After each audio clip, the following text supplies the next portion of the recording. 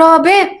Ang bango talaga ng feminine wash na 'to. Hindi ko alam kung anong gamit yung feminine wash, pero ito yung gamit ko for 7 years, guys. Walang halong etos, walang halong eme. Ni-recommend lang sa akin 'to ng OB-GYN ko, kaya ko siya na-discover, guys.